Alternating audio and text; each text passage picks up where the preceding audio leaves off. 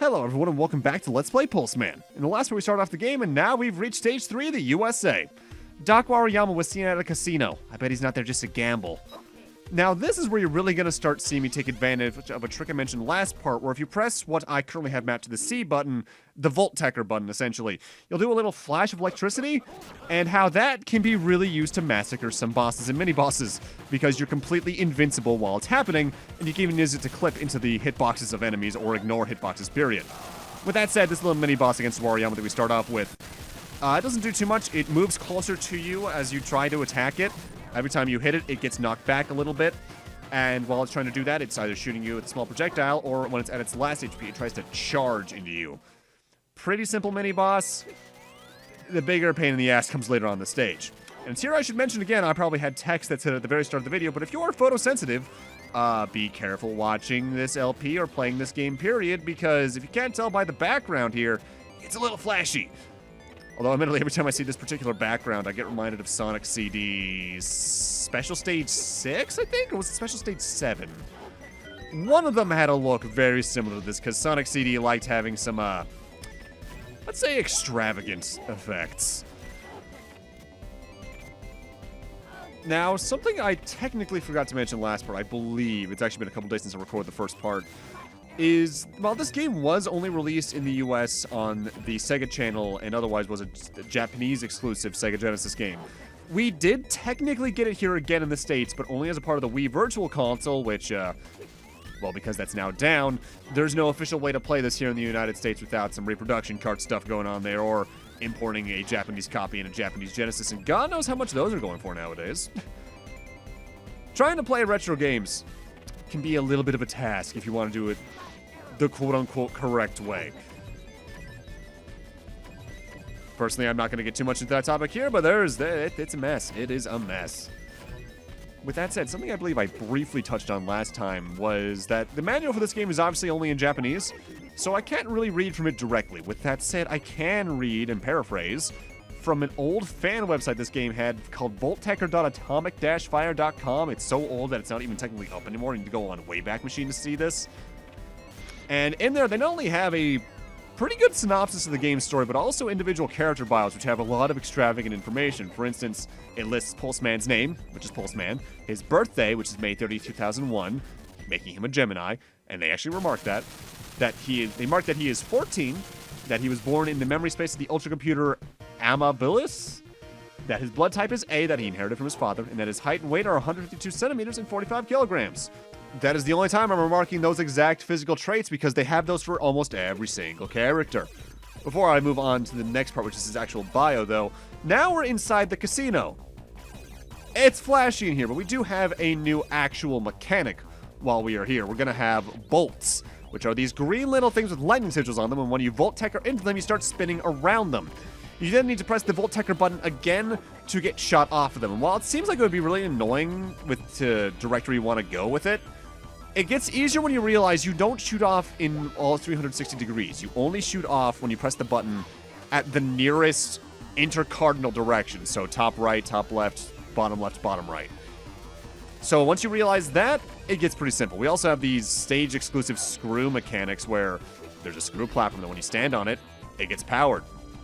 And I believe there is an unused graphic for a prototype version of that somewhere in the game's code, but eh. Now as for Pulseman's bio, he's the game's protagonist. Being born of a human father and a sea life mother, he is half sea life. Usually he resides in the memory space of the computer network. He has the ability to travel from television to television by riding the light, and he can even freely come and go in 3D CG world. Having the power to manipulate electricity, he can use it to attack. Of course, being of this attribute, he is hampered by water, which is a mechanic we'll get into in a later stage.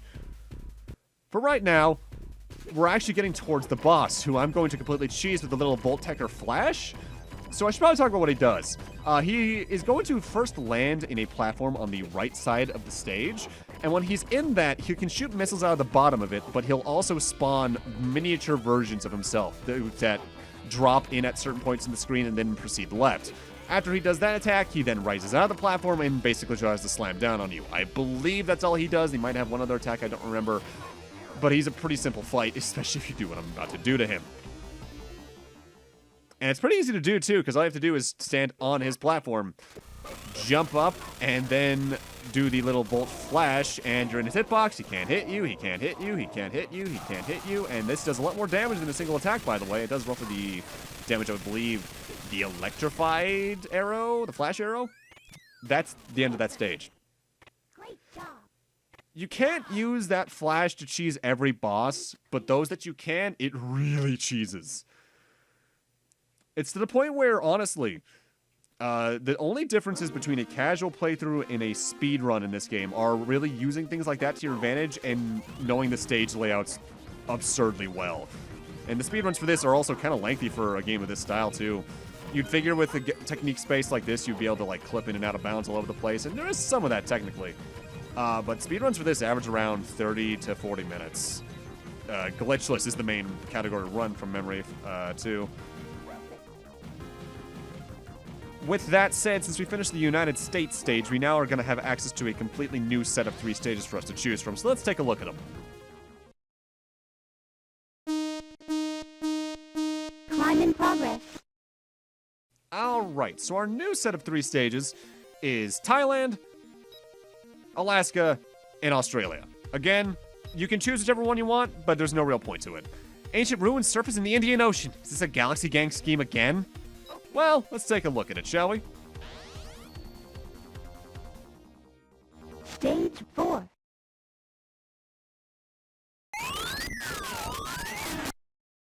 What? Water can destroy, Pulseman! So now we have the introduction of water as a hazard. And water and Pulseman do not mix. Sort of. Whenever you touch water, if you're in the electrified state, it gets canceled out. And additionally, you can't generate any electricity when you're in the water.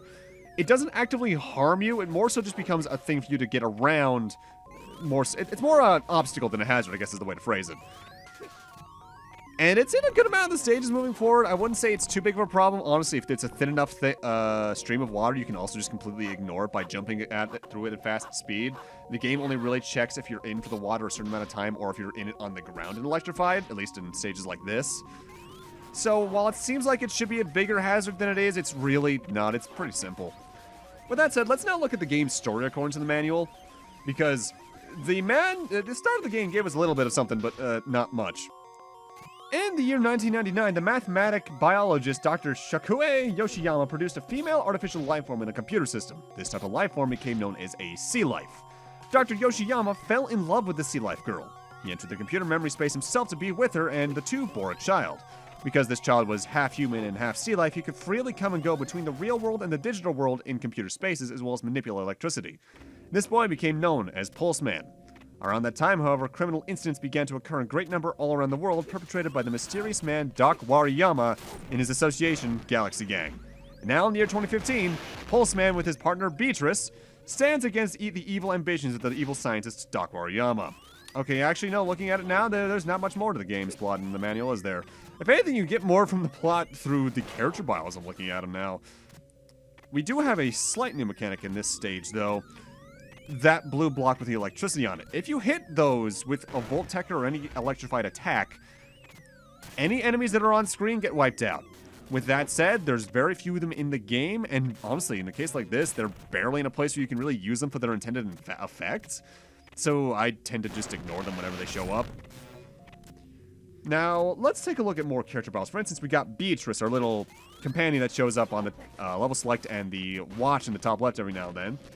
She tends to be called Rice for short, pronounced Rice. Okay. She is Pulseman's girlfriend. She lives in the bridge of the list computer where she alerts Pulseman of crimes happening around the world. Originally, she was a part of Galaxy Gang, but she met with Pulseman and was rescued by him from the organization. However, now that she is no longer under the effect of Eureka, she can no longer substantiate. What's Eureka? I have no idea. Then we got Lisa Hatfield, the popular and beautiful news announcer of the RWT satellite broadcasting station. She's in charge of the station's primetime news show, and she's a well-abled newscaster. She appears a couple times in the game to give reports of Pulseman adventures. By a couple, they mean literally 2. Technically 3 if you count a single fade to white as a different scene. Doc Wariyama is the leader of the secret organization Galaxy Gang, whose outrageous ambition is to take control of the entire galaxy. He considers himself to be the greatest godly genius scientist in all the galaxy. He separates himself from the common man and always schemes on a grand and excessive scale. He invented the Eureka system, which has the ability to substantiate a pure sea life form into the real world. Alright, from there, we can tell that that's how the electric creatures are showing up in reality. Now, see? That's how he figures stuff out. We do have a bit of a weird mechanic in this room, though. You can also see sometimes the hitboxes in the game are a little bit wonky. These gears you can't actively sprint on. You can fall between them, but I don't think you can fall all the way through them. The big thing with them is that they kind of prevent you from entering the electrified state in Volteccering, unless you do the dash. And even then, as you can see, sometimes things get a little bit weird. I believe I mentioned last part that Pulseman controls well, and by and large it does, but I should note there is a little bit of a learning curve to how he controls, because he does have a good bit of momentum, especially when he starts building up speed. And because of that, his jumps can feel a little bit loose, but it's so intuitive, I feel that it's very easy to get used to. At least for my tastes. Obviously, different people with different strokes might find this a bit unwieldy. I think it's completely fine. It's literally, to my taste, somewhere between Mega Man and Sonic, and I'm fine with that. There is notably one other manual bio on this website of real note. The others seem more like speculation. For instance, there's a whole thing about Yoshiyama speculating the Wariyama thing, which the game itself seems to hint to, not to mention, like I mentioned last part, the whole same thing with the Wario, Waluigi thing with Wariyama and Yoshiyama. So I'll go over that last one when it's relevant, which is next stage. And that's the only place it really is, because reasons. Now, this screen's a little bit annoying because they start to get a little bit cute, quote-unquote, with the level design here, because there's only single-tile pathways you start to be able to Volteccer through in these points. And it's here where the bouncing and the positioning of Pulseman can be a little bit, not precise, but tedious, I guess is the word I want to use. Because if you're even slightly off, you'll just bounce back the way you came, and it gets really annoying. The later stages of Pulseman, I feel, are, I don't want to say worse, but they're definitely more annoying, and not in a way that it feels like it should be for a platformer. It's not a difficulty increase, it's an awkwardness increase. I also have a little bit of a weird platforming thing here. We got these little drill platforms that move forward until they reach their end, and at that point they start unwinding. They're a little bit like the platforms in Hornet Man stage and Mega Man 9, just a lot slower, and you can ignore a lot of them. With that said, we're coming up on the boss again, and like Dr. Wariyama's thing, the last stage, I'm gonna body flash my way into his hitbox and completely ignore a lot of the fight. This fight's a little weird in that it starts off as just this standard orb that'll move from left to right across the screen. If you hit it while it's in its starting phase where it's silver, it'll attack. What it wants to do is head to the left side of the screen and then fade the screen. At that point, it'll do one of several attacks, such as becoming a blue orb that will just rotate around the perimeter of the area, a red one that'll teleport and try to walk into you, a blue one that just tries to walk into you, period, a green one, I think, that does something that I forget, and a orange one that'll just bounce on the floor, kind of like a rubber bouncy ball. It doesn't get much of a chance to do things if you can just clip into its hitbox, though, as you can see. And now we're getting to the point where the bonus stages start to get a lot harder. In fact, I'd say in general, it's very easy to get perfects on the first 3 stages, bonus stages. I think I've only gotten perfects in some of the later game ones a handful of times, because they start getting really out there with the amount of blocks there is, the time you have to hit them all, and just the blocks you can bounce around near them. I do not like the later game bonus stages. Mind you, by this point, between the amount of shock orbs in the or shock balls in the stage, as well as the extra 1-ups in the stages in the early game bonus games, it's easy to build up lives early on if you don't take a lot of early deaths, that you'll be fine for the rest of the game, I feel. With that, though, I'm gonna need to end this off here. Thank you guys for watching, and in part 3, we're heading on to the next 2 stages. See you guys then.